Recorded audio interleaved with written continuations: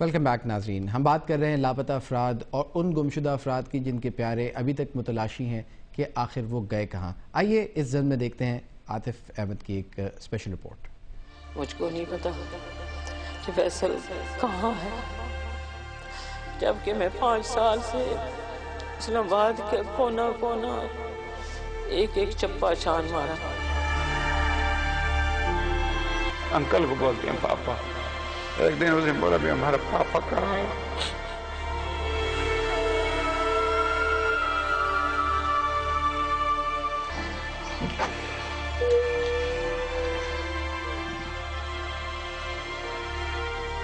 ملک میں شہریوں کے لاپتہ ہونے کا سلسلہ 2001 کے بعد دہشت گردی کے خلاف جنگ کے آغاز کے ساتھ ہی شروع ہو گیا.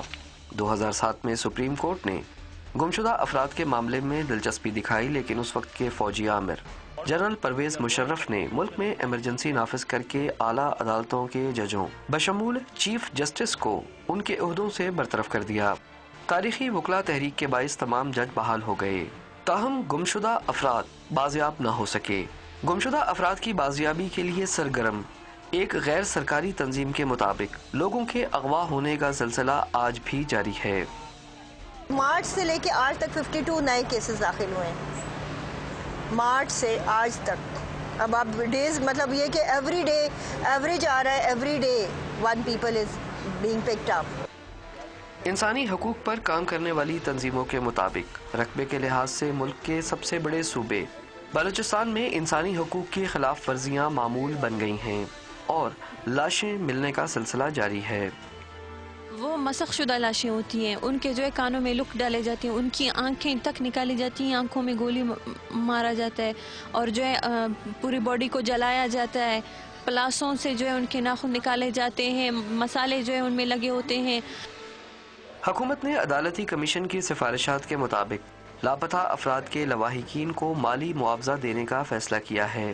گزشتہ سال رحمان ملک گمشدہ افراد کے لواحقین کو ماہانہ وظیفہ دینے کا اعلان کر چکے ہیں، لیکن اس اعلان پر آج تک عمل درآمد نہیں ہو سکا. پیاروں کے بدلے یکمشت 60,000 روپے کی پیشکش لواحقین کے دکھوں کا مداوا نہیں. ماں باپ بھی نہیں ہے، وہ بھی چلے گئے اس دنیا سے، اور یہ بھی ہمیں بندہ بھی نہ ملے. ہم پیسوں کو کیا کریں گے؟ پیسے کام آئیں گے ساری زندگی ہمارے. لا انفورسنگ ایجنسیز کے اوپر جرمانہ ہونا چاہیے. آپ سمجھ رہے ہیں کہ 2 باتیں ہیں. کمپنسیشن اس فیملی کو ہم لعنت بھیجتے ہیں ان کی کمپنسیشن پہ، مگر ہم یہ چاہتے ہیں کہ وہ جو اداروں نے اتنا بڑا ٹارچر کیا، ڈیواسٹیٹ کر دیا، تباہ کر دیا ہم کو، ہمارے پاس وسائل نہیں ہے کہ ہم بچوں کو تعلیم دے سکیں، ان کے اوپر جرمانہ ہونا چاہیے. یہ بھی حقیقت ہے کہ لواحقین انصاف کے حصول کی منازل طے کرنے میں لاکھوں روپے خرچ کر چکے ہیں اور عوام کے ٹیکس سے چلنے والے خفیہ اداروں پر شہریوں کے اغوا کا الزام پارلیمنٹ، حکومت اور عدلیہ کے لیے لمحہ فکریہ ہے. عدلیہ میں کچھ خرابیاں ہیں. لوگوں کو کیوں جانوروں کی طرح اٹھا لیا جاتا ہے اور ان کے بنیادی حقوق سلب کر لیے جاتے ہیں. جمہوریت آزادی کا نام ہے، لیکن پاکستان میں ایسا لگتا ہے اس کا سرے سے وجود ہی نہیں. اپنے لاپتہ پیاروں کی بازیابی کے لیے امید لگائے یہ مائیں، بہنیں، بیٹیاں محض یہ چاہتے ہیں کہ انہیں یہ تو بتا دیا جائے کہ ان کے پیارے زندہ بھی ہیں یا نہیں. باقی فیصلہ تو عدالتوں نے ہی کرنا ہے. یہ لواحقین اپنی آنکھوں میں امید کی کرن سجائے بیٹھے ہیں کہ ایک دن وہ بھی اپنے پیاروں کو دیکھیں گے. شرمیل فاروقی صاحبہ، رپورٹ آپ نے دیکھی. یہ وہ لوگ ہیں جو اپنے پیاروں کے منتظر ہیں. یہ ان کی ایک صرف جھلک ہے جو کہ شاید بہت سارے لوگوں کی آنکھوں میں آنسو لے آئی ہوگی. یہ بتائیے کہ 3 سال ہونے کو آئے ہیں حکومت کو، اگر سپریم کورٹ نے یہ کیس نہ لیا ہوا ہوتا تو آخر حکومت نے اب تک کیا کیا، اور آگے یہ لوگ کیا توقعات رکھ سکتے ہیں حکومت سے کہ ان کے پیاروں کو بازیاب کرانے میں کتنی سنجیدہ ہے حکومت؟ دیکھیے اسامہ، میں یہ تو نہیں کہوں گی کہ حکومت کی نیت پہ شک کرنا چاہیے، لیکن جس طرح میں نے آپ سے پہلے یہ بات کہی تھی تو this is something which is also beyond the government. جب آپ اپنی ایجنسیز کی بات کرتے ہیں، رانا ثناء اللہ نے بڑے کھل کے بات کری ہے، میں تھوڑے دبے لفظوں میں بات کر رہی ہوں، لیکن مطلب اور مقصد ایک ہی ہے. دیکھیے ہمارے ملک میں یہ پہلی دفعہ نہیں ہوا کہ لوگوں کو اٹھا لیا جاتا ہے. یہ تو دہشت گردی کی مد میں ان کو اٹھایا جا رہا ہے نا, یہ کہا جا رہا ہے جہادی ہیں, دہشت گرد ہیں, جو بھی ہیں.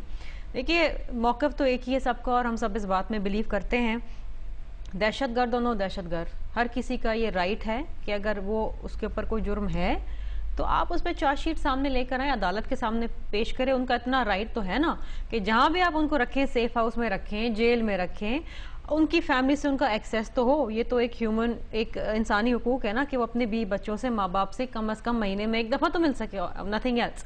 لیکن انفارچونیٹلی جہاں آپ کی ایویڈنس ویک ہوتی ہے, جہاں آپ ایویڈنس کولیبوریٹ کر رہے ہوتے ہیں, بنا رہے ہوتے ہیں, ڈھونڈ رہے ہوتے ہیں, کیونکہ فوری طور پہ تو آپ کے پاس ایویڈنس نہیں ہوتی ہے, پھر آپ نے ایک طریقہ ہوتا ہے نا ٹارچر کرنے کا لوگوں کو کہ آپ نے انفارمیشن ایکسٹریکٹ کرنی ہے, وہ یہ ہے کہ آپ کے غائب کر دیں آپ کسی شخص کو اور آپ ان کے گھر والوں سے کوئی ایکسیسیبلٹی نہ ہو. یہ اگین ایک ٹارچر ہے, اس میں یہ ہوتا ہے کہ انسان جلدی بات کرنا شروع کرے. یہ ایک تھیوری ہے, 3rd ڈگری ٹارچر آپ اسے کہہ لیں. It's very very unfortunate. دیکھیے یہاں پر اب ایک جمہوری حکومت ہے, جمہوری پارلیمنٹ ہے. جس طرح میں نے آپ سے پہلے کہا کہ ہم بہت سارے نان ایشوز بھی اٹھاتے ہیں, پارلیمنٹیرینز, ہم ٹاک شوز میں بیٹھ کے بہت باتیں بھی کرتے ہیں, آپس میں لڑائی جھگڑے بھی کر رہے ہوتے ہیں نان ایشوز کے اوپر. یہ وہ ایشوز ہیں جن کو ونس اینڈ فار آل جو ہے سیٹل ہونا چاہیے. لیکن شرمیلا فاروقی صاحبہ, کیوں اب تک 3 سال گزر چکے ہیں, آپ بھی اس بات پر اتفاق کرتی ہیں, اپوزیشن بھی اس بات پر متفق ہے, human rights organisation, civil society آپ کے پیچھے موجود ہے, تو پھر کیا روکے ہوئے ہے آپ کو کہ آپ نہ صرف ان اداروں کو اپنے تابع کریں؟ آمنہ جنجوعہ صاحبہ نے کہا کہ ان پر جرمانے کرنے چاہیے. دیکھیے بالکل یہ ایک بالکل قانون کی خلاف ورزی ہے, اور کہنے کو تو سارے ادارے حکومت کے تابع ہوتے ہیں, لیکن آپ کو پتہ ہے کہ اس ملک کے اندر where does the real power lies. بہت آپ نے اس ملک میں یہ بڑا المیہ ہمارے ملک کے ساتھ کہ ہمارے ہاں تو آمرانہ دور رہے ہیں, 33-34 سال رہے ہیں, 64 سال میں سے پاور وہیں ہوتا ہے. ٹروئیکا میں آج بھی اگر آپ دیکھیں پارلیمنٹ ہے, ایگزیکٹو ہے اور فوج ہے. میں یہ نہیں کہوں گی کہ فوج کوئی غلط کام کر رہی, فوج بہت اچھا کام کر رہی ہے, ISI بھی بڑا اچھا کام کر رہی ہے, ہمارے محافظ ہیں, ہمارا دفاع کرتے ہیں, بہت سارے دہشت گرد پکڑے بھی ہیں, انگلیاں بھی اٹھتی ہیں ان کے اوپر. لیکن بات یہ ہے کہ آئی تھنک بیٹھ کے اس چیز کو اسٹریٹجائز کرنا چاہیے. میرا خیال ہے کہ قانون میں ترامیم لانے سے مسئلہ حل نہیں ہوگا, نیا لیجسلیشن لانے سے مسئلہ حل نہیں ہوگا. قانون اپنی جگہ موجود ہے, قانون پہ عمل درآمد ہونا چاہیے. حکومت کا کام ہے عمل درآمد کرنا, I agree with you. Opposition کا بھی کام ہے. دیکھیے ہم ڈرون اٹیکس پہ دھرنے دیے جا رہے ہیں, بہت ساری چیزیں, اپنے رائٹس کے لیے ڈاکٹرز بھی نکل جاتے ہیں, انجینئرز بھی نکل جاتے ہیں, لیڈی ہیلتھ ورکرز بھی نکل جاتے ہیں. یہ ایشوز ہیں, ہم نے دیکھا ہے کہ ان کے جب پیارے ان کے پاس نہیں ہوتے تو آمنہ نے بہت سارے دھرنے دیے, ایشو دیے, اور پارلیمنٹیرینز گئے بھی ان سے ملنے کے لیے. پارلیمنٹ میں اس کو سیریسلی اس ایشو کو اٹھانا چاہیے. دیکھیے لیں آپ ان کیمرہ بریفنگ لیں, اپنی ایجنسی سے پوچھیں, اور اگر آپ کو وہ بتاتے ہیں, دکھاتے ہیں وہ چیزیں ہیں, تو دیکھیے یہ پارلیمنٹ کو یہ لازمی یہ چیز ایمفسائز کرنی چاہیے کہ کسی کے اوپر کوئی شواہد ہیں تو آپ دیں. دیکھیں اگر کسی کو آپ نے 4-5 سال سے غائب کر کے رکھا ہوا ہے, تو اگر کوئی شواہد اس کے اوپر ہونے ہیں, ملنے ہیں, ایویڈنس تو مل جانا ہے. اگر آپ کو 2 سال میں 2 سال 5 سال میں نہیں ملا تو پھر آپ کو نہیں ملنا ہے. کہ لوگوں کو زبردستی رکھے جانے کا عمل بند ہونا چاہیے. اس وقت بلوچستان کی صورتحال جانتے ہیں کہ وہاں کیا صورتحال ہے. ڈاکٹر عبدالمالک بلوچ ہمارے ساتھ موجود ہیں, نیشنل پارٹی سے ان کا تعلق ہے. مالک بلوچ صاحب, کیا صورتحال ہے بلوچستان کی اور کیا مداوع ہے ان دکھوں کا؟ مالک بلوچ صاحب کو شاید ہماری آواز نہیں آ رہی ہے, ہم ان کے اوپر تھوڑی دیر میں جاتے ہیں. رانا ثناء اللہ صاحب, ہمیں یہ بتائیے کہ جیسے کہ شرمیلا فاروقی صاحبہ نے نہ صرف اعتراف کیا بلکہ تسلیم بھی کیا کہ پارلیمنٹ شاید کمپلیسنٹ رہی ہے, شاید پارلیمنٹ کے اس پہ جہاں پہ حکومت کا بھی ایک حصہ ہے وہاں پہ اپوزیشن کا بھی ایک حصہ ہے. کیا وجہ ہے کہ آپ نے جیسا کہ کہا کہ اگر آپ سمجھتے ہوتے کہ پنجاب حکومت میں اگر ایک قرارداد لائی جاتی, ایک موشن موو کی جاتی تو مسئلہ حل ہو جاتا تو آپ کر دیتے, لیکن کہیں نہ کہیں تو پہلا قطرے کی ضرورت پڑے گی, وہ قطرہ پنجاب سے کیوں نہیں آتا؟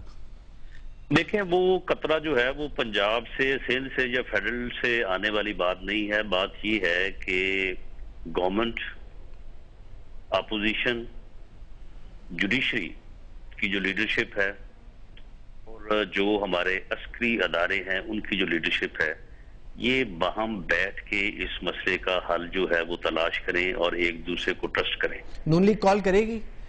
بالکل, اپوزیشن کے طور پہ نون لیگ جو ہے بالکل اس پہ میاں صاحب آن ریکارڈ ہیں, اور جب یہ بیٹھیں اور بیٹھ کے ایک دوسرے کو ٹرسٹ کر کے اس کا لیگلی یا یعنی ادروائز جو بھی حل ہے وہ نکالیں. اور اس بارے میں آپ کو یاد ہوگا کہ آج سے 2 ماہ پہلے وزیر اعلیٰ پنجاب میاں شہباز شریف صاحب نے کہا تھا کہ کچھ ایشوز ایسے ہیں کہ جن کے اوپر سب کو مل کے بیٹھنا چاہیے ورنہ وہ حل نہیں ہو سکتے.